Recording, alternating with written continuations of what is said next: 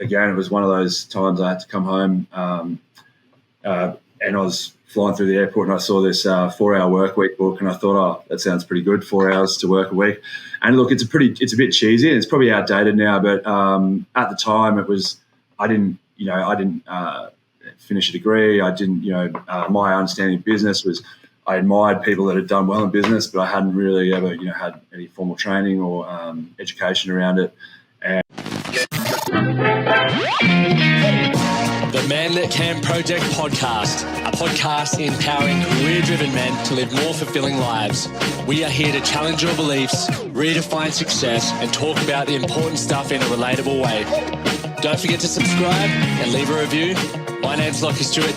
Let's get into it. Ed O'Donoghue, thanks for joining me, brother. No, it's my pleasure. Thank you so much. Mate, I want to start with getting you to finish the sentence. I'm a man that can... ... I'm a man that can give it everything I've got, and I'll see things through. Love it, mate. So you've had a very exciting life so far from what I've read up and understand, and just from chatting off air from you. Played professional rugby for 10 plus years and lived in multiple countries while doing that. But then you've also created an incredible company with a huge mission, which we'll talk about more shortly, FroPro. But I'd love to just dive back into the early years just so people can have a bit more of an understanding around how we've got here and your drive and some of the lessons that you learned through your professional rugby career. Yeah, absolutely. So, look, I got lucky. Look, I'm pretty tall, in sports. It's funny, I think, I heard a few of your chats previously and, sports and athleticism and stuff like that came easy to me and, learning and sometimes at school, that was not as easy. But I think sometimes one takes from the other. If something comes easy, you sort of lean into that a bit further. And so, yeah, look, I had, got pretty lucky with that side of things. And I went to a school, it was a rugby school, and, played multiple sports. And then, post school, there was a lot of opportunities to continue on a track towards professionalism. And I was given those opportunities as much as I probably nearly wasted a couple of them. And then, so I was in and around, I played Australian schoolboys, rugby union, Australian under-19s. And then got to about 2021. My father was Irish, so I'd always, we were the only family that moved over. He had 14 brothers and sisters, and I knew about my Irish heritage, but I hadn't really had those cousins and things like that growing up. And so I'd always wanted to go back to that side of the world and, sort of meet my aunties and uncles and whatnot. And so, yeah, I sort of got to the end of the line. I wasn't really offered a position to play professionally in Australia around that 2021, and a lot of my teammates and stuff were. And looking back, look, they worked a lot harder than me, so they definitely deserved it. But, yeah, I was lucky enough to be able to get over to the UK, and I played for a great team called the Northampton Saints. And I sort of looked just at the back of the professional squad there. But the coach there was a guy called Wayne Smith, who's pretty well known as one of the best coaches ever. Essentially, he coached the All Blacks. He's actually just been a part of the last couple of World Cup campaigns as well and won a World Cup with them. And he was nice enough. He took me over, and so that was sort of the start of my opportunity. And it was pretty big sort of culture shock for me because of the amount of professionalism that I went into, and I probably wasn't totally ready for it. But, it certainly taught me a lot. And to have, I was in the squad with All Blacks and Springboks and Wallabies and whatnot, guys like Mark Connors, who's a Queensland Red legend. And, so it was a big eye-opener. I didn't actually play a game for about 7 or 8 months, like an actual professional match. But, yeah, it was a huge opportunity and sort of started my journey. That's awesome, mate. What was it like, obviously playing Australian schoolboys and 19s? Were you expecting a contract in Australia to come off the back of that?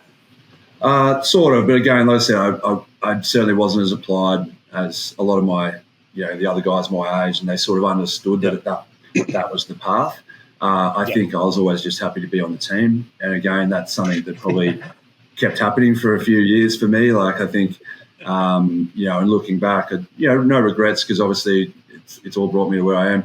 But it's certainly something that taught me later in life when it dawned on me that I probably was just happy to be there sort of thing. And I saw other guys that were like, working for the next level and the next level and the next thing. So I sort of got some learnings later in life. But at the time, I was probably, just whatever happened the next year was all I really cared about. Yeah, nice. That's cool. Do you feel that being in that professional environment was what helped you start wanting to take things a bit more seriously and not just sort of be happy to be on the team and really give it a crack? Yeah, certainly. I think like everyone's got those sliding doors moments in life, and if I didn't potentially, make that one decision to go overseas, it probably just would have been that. I would have played for my local club here in Brisbane, found a job, and that would have been, the level I'd stayed at, and that would have been fine. But yeah, I was really lucky. And again, it just comes down to having a shot, because I think I sent it was a VHS, which is pretty embarrassing in those days. I sent it to a few club coaches, and just so happened that one of the best coaches in the world was the one that sort of gave me a chance. And then like I said, it wasn't immediate, but it was certainly being there and being around players that I'd seen play for the All Blacks and the Springboks and things like that. It was quite eye-opening, especially in Australia at the time. It wasn't as common to leave Australia at a young age. There's a lot more of it now, and so like it used to be the guys that were over there were really proven veterans. And so it was a good experience. And also, like I said, the core aspect of it at the time was to go sort of see family and people that I'd always known of but never really properly met. Because so I was actually born in England, and we lived in Ireland for a couple of years when I was young, and then but I was back here in Australia by the time I was sort of 2.5 or something like that. So I'd never really met all that side of my family. Yeah, that would have been cool. Was it tough leaving, I guess, behind the sort of safety blanket of all your mates and what you knew in Brisbane, though? Was that a big risk for you? Look, I'd love to say it was, but the reality is, at that time in Australia, that was when everyone was going over to London for their year off and all that sort of thing. So, it wasn't like I was, catching the train to nowhere. I was literally going, living 30, 40 minutes north of London, and then at any one time I'd have 3 or 4 mates that were travelling through and living in London. I had a house in Northampton with a couple of other rugby guys, and we'd be cycling through my friends like they were backpackers. So it was pretty comfortable, to be honest. The rugby aspect of it was tough. Like that was a baptism of fire, but the actually, being over there, it's a very simple transition. No, that's good. You made it at the right time. Before I moved over to France to play rugby, I waited, and all my mates did their gap years, and I was sitting back in Toowoomba and still trying to crack it here. And then when I went over, everyone was back. So I was just isolated in a country where I didn't speak the language. And I was like, whoop, here we go, and try and make some friends now. But I definitely learned a lot of lessons from being in that different environment. And then obviously same thing, being in that professional environment, you recognize what it takes to really get to that next level. You can't just rely on natural ability or politics to a degree. It's like there's a lot more that comes into play. But going on throughout your career, what was one of the highlights that you had throughout your career before we'll sort of transition out to business and what comes next? Yeah, absolutely. So look, I'm probably, as a professional, I was very happy. I got some great experiences. I was pretty much the definition of a journeyman. Like I played a year and a half in Northampton, and then I went and played a year in Worcester, which is another Premier League team. And then my end goal had always been to play one game for Queensland. That was sort of like my thing growing up. I always wanted to play for Queensland. And so I was just fortunate the coach that was going back to coach Queensland was a guy called Eddie Jones, who's everyone would know right now. And and he was coaching Saracens, which is another Premier League team. And I basically just front-footed him and said I'd really like to play for Queensland. Take me with you, sort of thing. And he got in touch, and so I was able to go back and play for Queensland, which was sort of like a big thing for me. And so I went home, played for 2 years at the Reds, and then that was probably one of my proud moments of getting a cap there in front of my friends, playing at Suncorp Stadium and all that sort of thing. And then I went back over to Ireland, finally to Ulster, which is in the north, and that was an extraordinary experience because they was only in 2008, so I think they only put sort of like 8 or 9 years out of what they call the Troubles, like the really hard the Troubles. I think look it up if you really want to know more, and obviously the hard times. But it was just a fantastic place. My dad was from the far south of Ireland. He'd never even been to Belfast. It's about 3 hours from there. Like, it's not even that far. And a lot of my cousins said the same thing. But extraordinarily nice people, fantastic fans. Like, it was really home away from home, and I've missed it ever since. It was excellent. And then, I actually, again, this might go back into business and life a little bit, but I then sort of finished rugby essentially about 29. And then so I just made a decision to move home, and I had basically a list in my iPhone of notes of businesses that I'd like to start. But anyway, one thing led to another, and the Reds had a new coach, and they had success. They'd won the 2011 Super Rugby, and the coach there at the time had offered me to come down and just basically train on no contract. And one thing led to another, and I played another 3 years of contracted rugby, which was probably the highlight of my life. It was the ones that I didn't know that I was going to get meant the most. And so, that was, it sort of intertwines with how FroPro started. But, certainly that was probably another highlight of mine. And I got to play my 50th game for Queensland, it meant the world to me. I got the little cap, which is fantastic. And, so there's a few little things in there, but playing for Queensland was a big part of it. It's awesome. Well, was your outlook any different on rugby? As you just said, you enjoyed those games the most, the ones that you weren't expecting to get that next 3 contracted years. Had how you viewed the game or what you wanted to get out of it shifted? Absolutely. So there's a big pivotal moment in my life in general. But because I was in Ireland, and my father had gotten ill, and so I was obviously things in life sort of come up about what's important. So that's when I actually decided to come home and finish rugby, I suppose. But Dad passed away, unfortunately. But then I was obviously wanted to stay at home with my family, and so obviously I think in life things like that just sort of big things to cross about how you contemplate them. And so certainly I sort of took myself and where I wanted to go and what I wanted to do a bit more seriously. I think I'd been living that year-to-year life of rugby, which is very common. But I was single, I didn't have children, all that sort of stuff. And so in general, the way I would have approached rugby at that time, if I had a rugby team or a contract, would have been different to how I would have previously. But then just so happens, because it was actually one of my ex-teammates, a guy called Clint Shifkowski, is a great rugby league player, and he transitioned into being an agent. He basically said, it's a shame that you don't keep playing, you're still young. And he was the one that sort of organised this thing with the Reds at that time. And so, to be honest, I took rugby a lot more seriously that time because it was a second chance at doing it better. And also I'd sort of started FroPro as this concept. It wasn't really even in any real IGAs or local independent stores or anything yet. But I just had, a little bit more structure and ambition to my life at that time. And so it actually just helped that then when I went back to rugby, I had a different focus, different lens on it. Big things like that in life sort of give you a bit more perspective about taking things for granted and whatnot. And then, and at 29 as well, it's funny, I look back at 29 now and think how young you were, but you're still at the other end of rugby career and you've got to try a little bit harder than the 22-year-olds and the 20-year-olds. So, it certainly made me, take care physically a bit more and, have more ambition.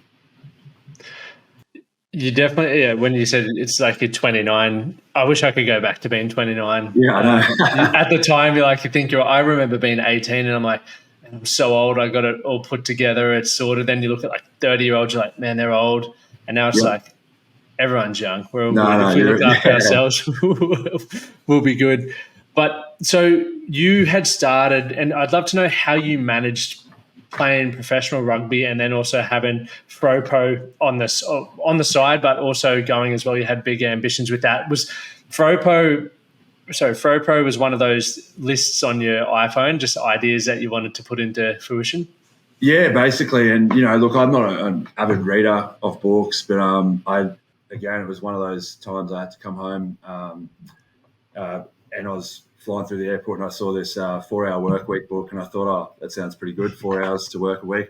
And look, it's a bit cheesy. It's probably outdated now, but at the time I didn't finish a degree. I didn't, my understanding of business was I admired people that had done well in business, but I hadn't really ever, had any formal training or education around it. And the main thing that this book did, like I said, it's a little bit of a cheesy book about how to outsource work and, things aren't as hard to achieve. And it did just give me the idea, okay, it's like, oh, maybe it's not that hard. And it sort of gave me a night, like, broke down my naivety a little bit, but then also put me just far enough in that now I was like, oh shit, I've started, I better keep going. And so it sort of tricked me into starting because I probably wouldn't have otherwise. And so I think just getting going was a big thing. And then learning, again, I think I've heard you say this, but traditional learning wasn't my thing, but funnily learning on the go really was. And when there was something on the line, because I'd made a little bit of money from playing 10 years of rugby, and once I started seeing those savings diminish from putting into a business, like, shit, this is real. You get up that little bit earlier, you don't go meet your mates for beers that night or whatever it may be, because there's stuff you've got to take care of business. So and then going back into look, it started, and that was the one that won for me because it was the one that had the most ability to be run. Products sell at night. They sell in Western Australia and South Australia when you're in Queensland, as opposed to like location businesses and whatnot. So that's what attracted me to it.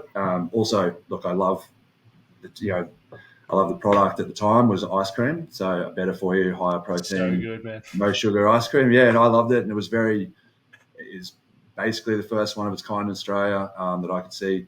And now we love our products. That's what we're a product focused business. So I went into rugby, and when rugby came out of nowhere, and so mate, there were times where I'd just turn off the business for a month. I just wouldn't sell anything. It didn't really, and it's sort of just because I was like, well, I can't commit to taking care of that customer, so we wouldn't start. And we were only doing independent supermarkets and IGAs and things like that. And while I got told from the very start that's the way you're meant to do it, I look back now and I think it's totally incorrect. I think you've got to go big or go home. But it's different for different people. I mean, my goal wasn't to be selling at markets and things like that, and there's certainly nothing wrong with that whatsoever. But that just wasn't my goal. And so funnily, sometimes we'd have a trip to South Africa, and I'd have to get up at 2 a.m. to sort of. And again, it wasn't great for the rugby for that weekend. I was trying to be quiet from my roommate. But you'd have to do a few hours emails at 2 to 4 or 2 to 4:30 just to make sure that obviously that anybody that was. And also, I used to do the orders myself, funnily, which I look back and just so embarrassed about because there's so many easier ways to do it. But that's the way it happened. And like I said, I think you learn as you're going, and if you're not learning, you should probably get out. Oh yeah, man, I love that. That's such a inspiring story. The whole time I'm like, firstly, it's like so many people get stuck in this analysis by paralysis because they think they have to have a degree. And once again, you want to have a doctor who has a degree, but there's many things in business that you can just pick up and fucking run with. Absolutely. And that's maybe look, if you're a doctor or a lawyer or an accountant, degrees is perfect. But I'm not saying degrees are bad whatsoever, but it also doesn't preclude you from, especially in business, of having a go, especially if you have the aptitude to learn. Like so many great people that I've been able to take advice from, they're not, tertiary qualified. So. Yeah, 100%. And then another thing you said, which made once again, I understand and appreciate a lot, is having a compelling vision. You said you weren't just wanting to go sell at markets, like you wanted to go big, or there's no point doing it. And I think all of us get up every single day anyway. You may as well have something that makes you go, ooh, let's jump out of bed and get to work, because you're on the road, dude, which is mind-boggling that you're doing this and you're getting up earlier before games to do emails. That a lot of people never hear that stuff or wouldn't even do that stuff because it's like, no, I got to be perfect, but you wanted it to work, which is yeah, absolutely. And I also look, like I said earlier, I didn't want to miss this opportunity, the second bite at rugby, which was, it was the funnest 3 years of my rugby career probably. But yeah, I didn't want to miss that. I didn't want to spoil it, but also look, I was, like I said, I was going, once you're going, you can't stop. And, so yeah, the little things like that. But again, there's it was fairly isolated, just 2 weeks a year in South Africa. But you got to do those things. And then the funny thing as well, even again, I'm just not like from Brisbane, so this is my city, and it was fun going between trainings and going to IGAs to try and sell the product like face to face. That is something that I enjoyed about doing the small side of things. But yeah, once rugby finished, I sort of, it was my first year. I'm like, okay, look, I'm going to give this a red hot crack as a standalone. And I got a fluke this meeting at Woolworths, but and I went down to Sydney and straight off the bat, you get 300 stores, and I think I'd never had more than 100 stores at once, and so one person made one decision, and you get a third of their supermarkets, and it just changes your perspective on how to do things. But again, that was 2016, so it's there wasn't as much information. I think FMCG is fast moving consumer goods. Just so I don't do the lingo. And so that's pretty much anything that sells in supermarkets or servos or petrol and convenience stores and things like that.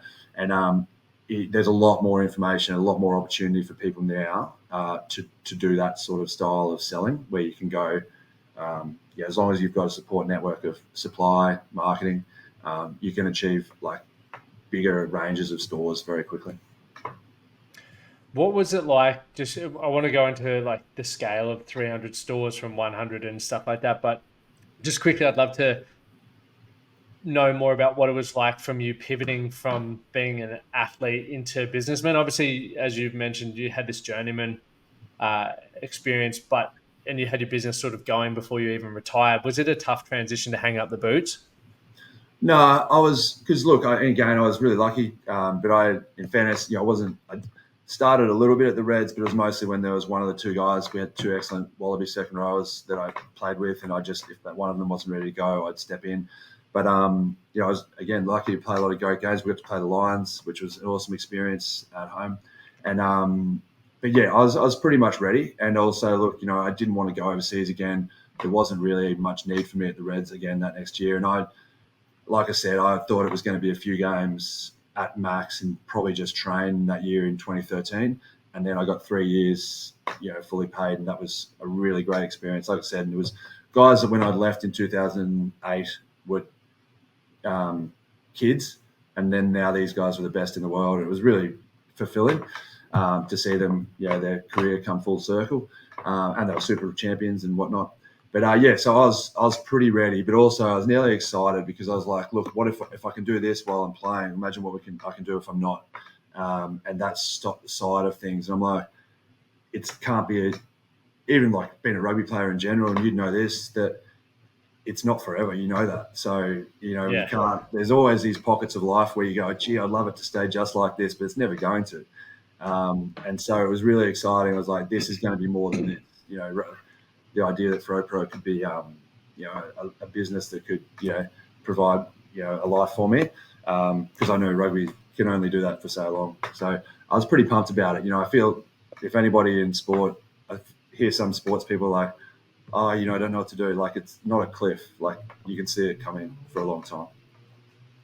I think in a way, being an athlete and having that or coming to the end of the road is a good thing in a way. Like if you can transition well, or even just get through that transition period, you start to, as you've just said, Ed, recognize that some things in life aren't forever. And, whether it's you have your children growing up or have an opportunity at a job, so you can really focus on making the most of it while you've got it. And one thing that I look at is, I have a couple of mentors and stuff like that. And some of them are like, we could triple your business and everything like that. I'm like, I know, but it would require this sacrifice. And at the moment, I'm married, I'm living abroad, and I understand physically there's going to be things that I won't be able to do when I'm 45, 50 that I can do now that I'd love to give a bit more time Absolutely. to. So while I'm sacrificing there, I'm gaining there. And I don't think I would have had that, been able to look at life that way had I not finished rugby. Like, I think absolutely. I would have just taken it's very things for comfortable. granted. Like you get to go to work with 30 mates a day, like it's reasonable money, and, you get to travel a bit. Like it's very comfortable, and it's a great lifestyle. It's not something to be, take for granted, but certainly I think sports people in general, especially in Australia, are much more armed now with the idea that it will finish, and also that they're professional and personal development, being readying themselves for the end of their sporting careers.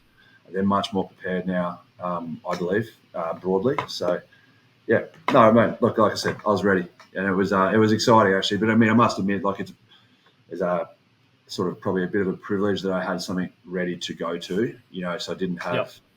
I think a lot of sports people, because they compete, you want something like that's the great thing about business is you get to compete all the time. You get to prepare and try and you win, you have losses, but it's a really, I think sports people have a real good advantage, and anybody who trains and gives themselves goals and whatnot has a very good opportunity to do well in business. I agree. There's definitely a lot of skills that translate, especially team sports, that's for sure. With your first year out of rugby, so then I guess the first official year of you being full time in the business, did you find it was a bit shaky because you didn't have the structure of rugby there as well? Like you were sort of in control of your time there? Absolutely, because you get told where to be, when to be, and it's really nice actually, because you don't have to make your own schedule. It's something I wasn't great with. I could break out a couple of good hours of work, but because I had 2 hours to get work done, outside around rugby.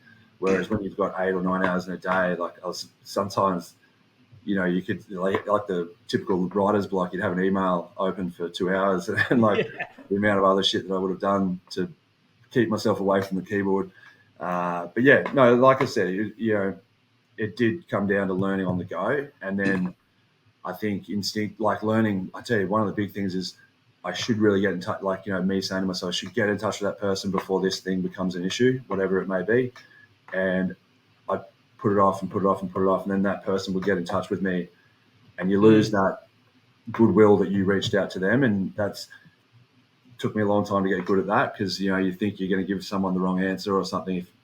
But I think again, just front footing stuff and seeing the ball coming, I think was a big thing for me, and so I used to do all that. And again, just some of the as you know, you probably read every business blog or whatever it is that you can get your hands on to take other people's perspectives. And there's this one about eating the frog. So the Monday morning, all the shit items that you really, didn't want to do.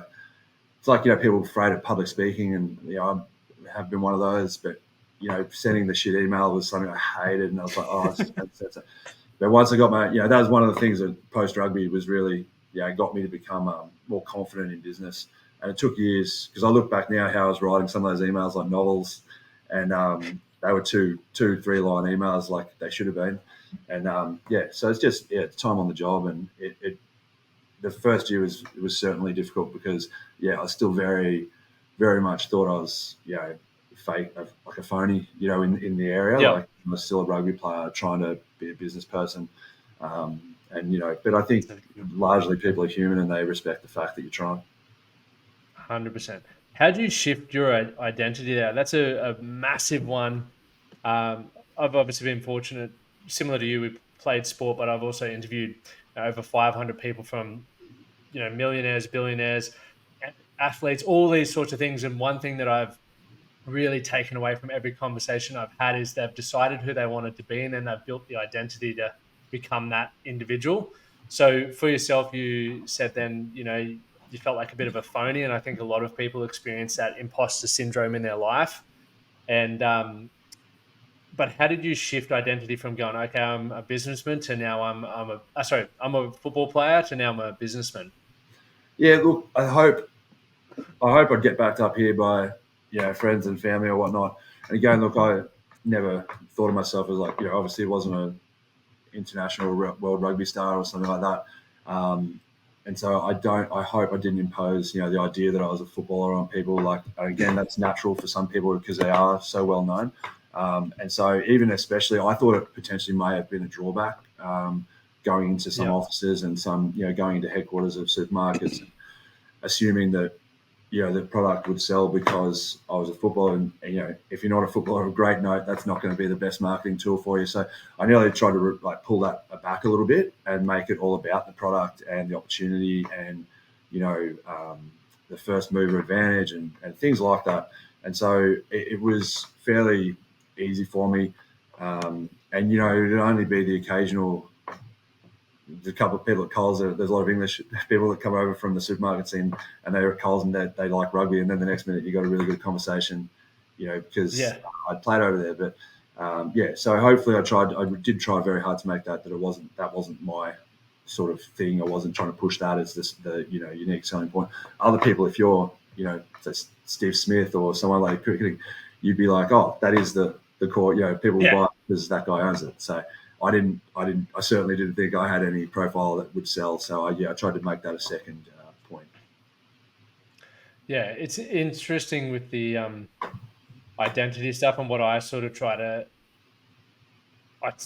It's how I talk to myself, but I hope that people similar to you. It's not because I think I'm great at any one thing, but for me, I'm like, I still believe I'm an athlete because athletes are generally the healthiest and fittest people that I know in a specific thing. So if I tell myself I'm an athlete, I'm going to think more like an athlete would. How am I going to sleep? What would I eat in order to get the results? Same with business, and as a husband as well. It's like, okay, well, what's that idea? Or who do I need to be as a husband to be that best version? Or who do I need to be as a leader or a founder or a CEO to do it well? And sometimes that makes things uncomfortable because you have to learn new skills. You have to be assertive. You have to, wear a few different hats. To be honest, though, to have that athlete mentality it's very few negatives as far as what you've just mentioned about learning new skills, even because you have to be coachable, working hard because that's something that has to be done to win. So there's very few things. I think if you as you've mentioned, you've interviewed a lot of high performers, and anything that I've read or enjoyed reading is it nearly feels that people that potentially weren't athletic but have been successful in business have nearly retrofitted their mindset to being in that athlete's mindset of winning and training and learning, all the time. What can they do that will make them better? Certainly, like I said, I'm not anywhere near that, but I certainly admire people that are. Definitely. And so for FroPro, you said you started with not yogurts, ice cream, which I was telling you before we started, myself and Brad, my mate at Functional, one day I don't know why I think we did it for a YouTube video. We just smashed a few tubs of the ice cream and then did a session. Didn't obviously end up very well, but it was still delicious to see you could eat the ice Not cream. the best idea. Yeah. I won, and it's amazing. It's amazing product. But now you've branched out, and I can see on your shirt you got pizzas, burritos. You got a heap of different products there. So what's the vision for you, and how do you select which products are coming next, and why are they so important for you to continue? This is a multi-layered question. Sorry. I don't know. Maybe I'm all for it. Yeah. So look, adding, initially, I made the ice cream was the first thing that came to mind. Again, I was sort of when I played, I was sort of not extremely disciplined. I'd sort of yo-yo really badly, especially with weight. Coach say not heavy enough, and then I'd eat crap to get heavier, and then I'd be fat, and then they'd be like, your skin folds are too high. And so I was just always trying to chase my tail. And look, that was just me, especially when I was that younger period of my time in rugby. And so I tried to get better at how I could sort of enjoy. I just love food. And I mean, I know everyone does, but I just enjoy so much, especially your comfort foods. And so ice cream was one that I felt had some space to be bettered. Everything that I'd seen was very sort of artificial and whatnot. And so that was the first thing we tried to crack on with. And so I had a really good first product because actually back then we had to try to even convince manufacturers to make it for you. You had to try and make it yourself somehow. So I'd buy like a small, it's called a Cuisinart ice cream machine, and make a liter at a time. And I got pretty close with a few things. Just Googled what makes ice. What's the structure of ice cream, and how do you? Is that how you started it? Yeah. Because I've got a lot of weird health food stores to buy guar gum and xanthan gum and all these gums that sort of thicken and emulsify ice cream and whatnot. And so I got pretty close and convinced a couple of guys to make some larger runs of it. And then, so we got a viable product that I could sell. And so look, the stupid parts of it, because it sounded so great, healthy, protein ice cream, what could be wrong? But as you know, in Queensland, we have 40-degree summers, and transporting ice cream in summer is fucking crap. So we lost a lot of stuff. It was always melting, especially because we're doing small deliveries and all that sort of stuff. But essentially, the idea of the product was to create permissible indulgence so that you could have something that you enjoy and have a better relationship with food, so that you're not absolutely pigging out and then absolutely feeling shit. And again, look, there's, even as you mentioned before we jumped on, there's just a great environment now. I think social media has got its good and bad things, but there's a sensational amount of Australian sort of, advocates for having a better relationship with food through, making small different changes. And so everything we make sort of tries to fall into being permissible indulgence, and ideally around nutritious comfort foods. So things that were previously, you would see as being, not great for you, and then obviously just being able to introduce that into your diet a little bit more often, so that you don't feel those, frustrations with eating well. And so even just what eating well means to you, it just becomes a little bit closer to what eating, having fun and having fun food means. Yeah. And so it's like, there's a saying in sport and in football about your best game being closer to your worst game, and so like if your best week and your worst week are really close, I think you've got a better opportunity of succeeding long term about how you feel about yourself, and just your self confidence. Because if you've got that, again, everyone's going to have that bad week, but everyone is going to go see the Colonel every now and again. Yeah. You don't, if it's all the time, that's when you're frustrated. You're going to be upset with yourself. And so, to that point, ice cream was our entire business until about 2.5 years ago.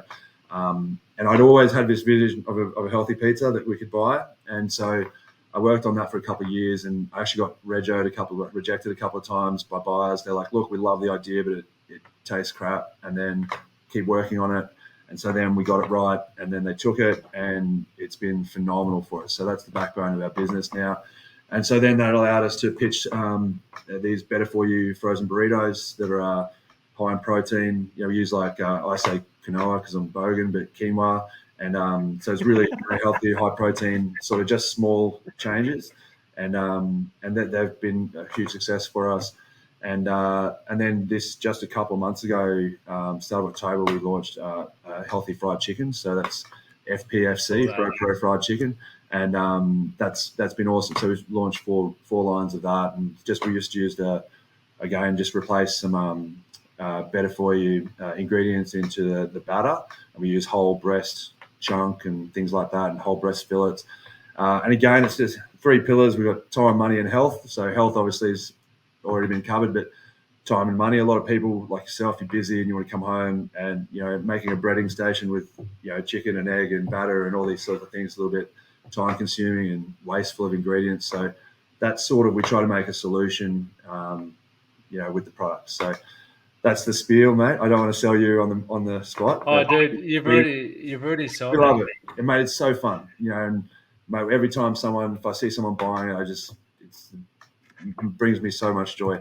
And like even now, sometimes like it used to be, if I'd seen one complaint, it'd ruin me for a week. But now it's like if I get that, you see that one compliment, or someone's happy, or they've said this greatest thing. Sadly, actually, we moved on from ice cream about 2 months ago as well. So it just got really tricky in Australia to manufacture at a good price, and we didn't want to stretch our consumer because it's, as you know, the cost of living's tough at the moment. And so we pulled out of that for a little while. And to be honest, I was, as much as it was, they were complaints about us leaving ice cream, it was sort of a nice thing, because they're like, oh, what am I going to do now? And so it just showed like we'd given like a nice product and a good solution. Yeah. So we just want to keep making really nice, good, fun, tasty, delicious, nutritious products, and that's sort of the core of the business. There was one thing that I'm super excited to get back to Oz in March and give the burritos a go. We're literally in the freezer. I live on these ones, and they're not amazing, but you touched on time, money, and obviously health with the options. And once again, super busy, so you're looking for those quick options. And I love breakfast burritos. Like, they're just my favorite thing of all. America's the home, the king of burritos. I was shocked. So in Australia, we actually only had one brand of burrito. It was a vegetarian burrito that comes from California. But we didn't actually have any other just burrito, like good, bad, ugly burritos, just none. And I was like, because I love visiting America, and I love American food. I love walking the supermarkets there. And they've got about 3 doors of frozen burritos at least in every supermarket over there. And to your point, breakfast burritos are the king. But funnily, Australians are a little bit different. We have a sausage and egg burrito. It's probably our slowest seller. I think in Australia we love, what you just have the same breakfast every day. But I feel Americans in America, they indulge a little bit more. Oh, definitely. It's not good for you, but the convenience and a thing that a lot of people don't consider is that triangle that you touched on. So I wouldn't have even thought to bring that up, but I'm glad you did with the um, getting the three corners of the triangle. You can't have everything, so you got to find this perfect compromise or balance between them that's going to allow you to get the outcomes that you want. And for most of us, once again, we're not professional athletes, so I don't want to be on this super restricted diet where I'm eating kale all the time and that's it, and it's not very enjoyable. I understand how we all do. Life goes so bloody quick. You want to enjoy the meals that you're having, but you also don't want to let it blow out too much that you look back and go, "Fuck, how to put on this extra 20 kilos." And it's actually quite liberating because yeah. And again, like I said, I'm a binge eater from way back. But it's just when you can think, oh shit, I actually haven't been here for ages. When you do turn up at Macca's or KFC. But travel days are the hardest. Because we're in Brisbane, we go to Sydney and Melbourne for meetings quite often. And travel days are really tough. And I'm never if you make a small mistake, that's fine, but it's just get back to it the next day. Yeah, I'm definitely when I get back, I'm gonna eat through all your new products, which will be great. But what's the goal for you over the next couple of years? Where do you want to take FroPro? Look, like I said, we're pleased, and I think we work very, very hard. Like it was just me for a long time. I think until it's probably about 2 years ago. I was sole trader or whatever, I suppose. And then we contracted out, but now we've got a small team, and they're excellent, and they're like, we all love coming to work and hanging out and doing, having a good group meeting. Everyone, even if it's not someone's area of expertise, everyone understands the products so well that we all get talk to each other's parts of the business. And so one thing we really pride ourselves on is understanding and communicating to our community and our consumers, because it's we want to please them. We want to make sure that we, like even previously in ice cream, we'd actually design products specifically through request. So as far as marketing goes, not a marketing genius by any measure, but I'd certainly like to listen to people, because if they tell you and you're pretty sure they're telling you the truth, it'll sell. So one of the big things is we just want to continue to make stuff that people are asking for, or that we feel would be benefit to them. So to grow, and even if we can just see areas of the supermarket that are under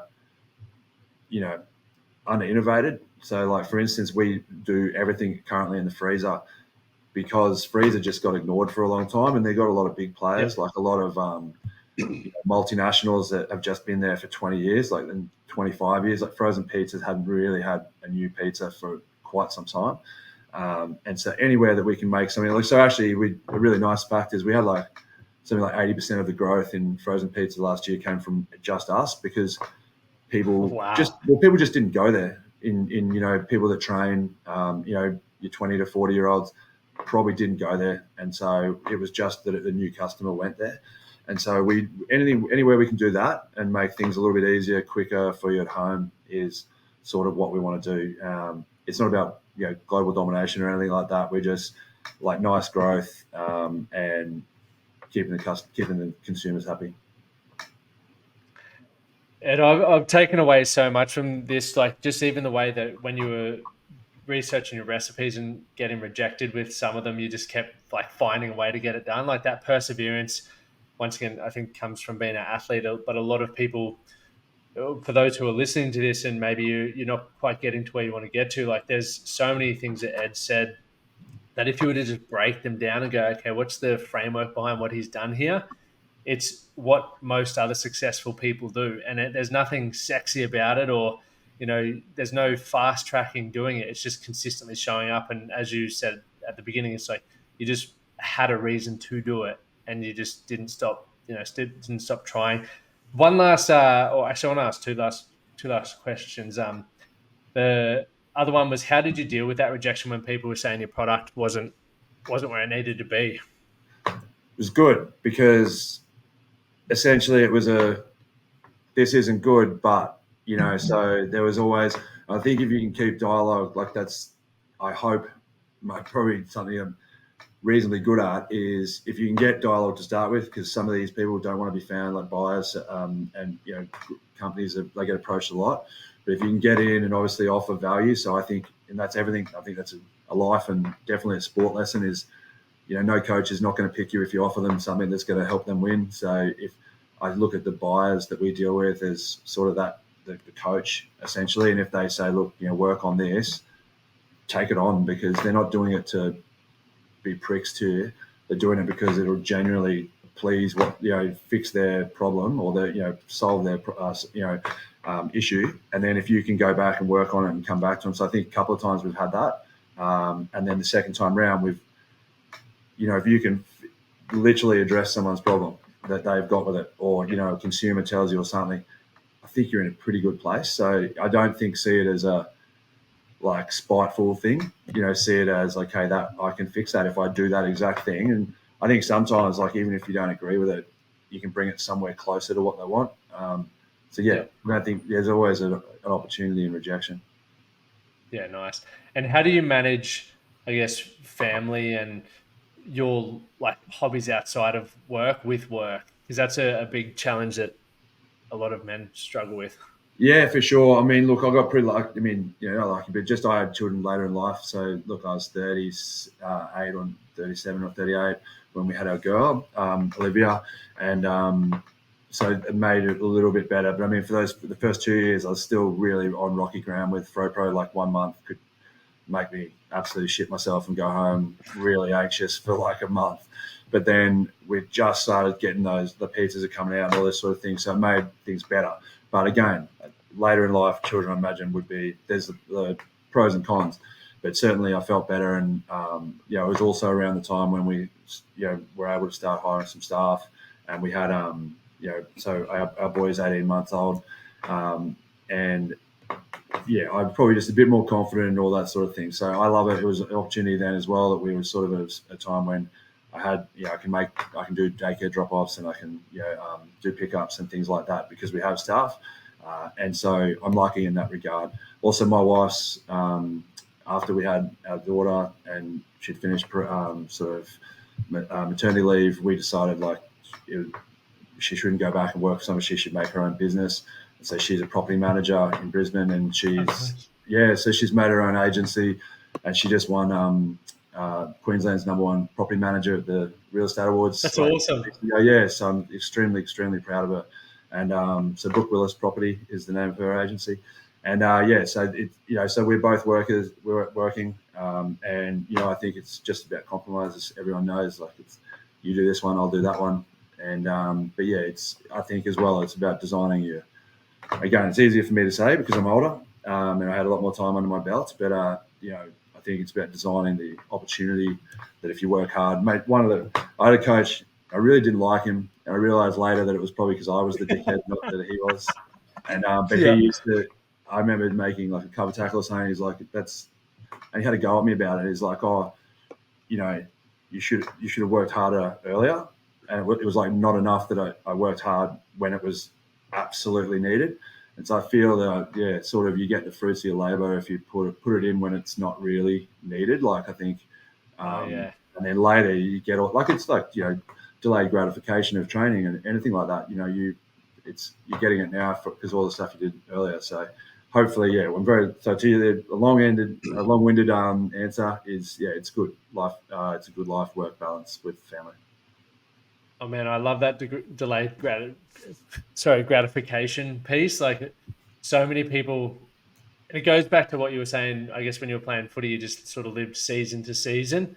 And once again, I think the lesson I took when I finished rugby and you don't have money coming in and all of that sort of stuff, you recognize that I want to be present in this moment, but I also need to plan for, 10 years down the track, what does that look like? And I think a lot of people, maybe potentially why a lot of men experience midlife crises, because they wake up one day and they haven't thought more about what they want their life to look like since they were 18 and they started, whether it's sport or their university degree. So I think it's important to make sure that what you're doing now is going to allow you those, those luxuries. I started this business in 2014 with the intent to be able to have a flexible work life, and it's nearly 10 years later to be able to. It can't happen straight away. That's the like I don't know, unless you're really lucky. I think there has to be a period where it's not going to be the easy. Like there's going to be a bit of hard stuff, and then. But I mean, and again, it's not to to be living in Bali or whatever that the plans are. But it's like literally just to have your time, even if it's that hour in the morning, an hour in the evening, to be able to get the kids or do whatever. But there's definitely the hard times. Allow the good times. Oh yeah.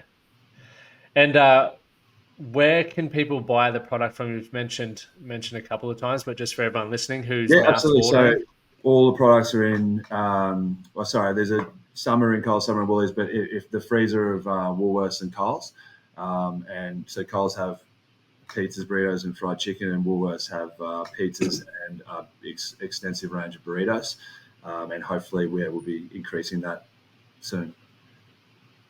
Oh, yum, delicious! It's got me on. And one final one. What's your thoughts on Australian rugby at the moment? What do we need to do?